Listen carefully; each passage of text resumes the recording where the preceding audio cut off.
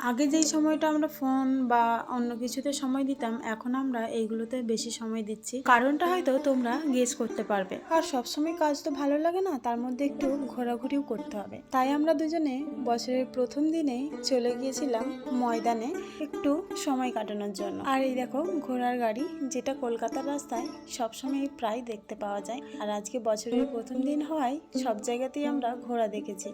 আমরা বেরিয়েছিলাম সেই দিন একটু বিকাল বিকাল, যাতে বাড়ি আসার সময় সন্ধ্যা হয়ে যায়। আর যারা কলকাতায় থাকো তারা তো জানোই যে রাতের কলকাতা কতটা সুন্দর দেখতে লাগে। আচ্ছা, তোমরা আমাকে অনেকেই অনেক ভিডিওতে জিজ্ঞাসা করেছো যে দিদি তোমার বাড়ি কোথায়। তাই তাদের উদ্দেশ্যে আমি বলি, আমার বাড়ি হচ্ছে বেহালা চৌরাস্তা থেকে একটু ভিতরে। তাই পুরো প্রপার অ্যাড্রেসটা বলছি না, কারণ অনেকেই চিনতে পারবে না। মোটামুটি ধরে রাখো ওই বেহালা চৌরাস্তার আশেপাশেই আমি থাকি। আর হ্যাঁ, নতুন ক্রাফটের ভিডিও খুব তাড়াতাড়ি আপলোড করব।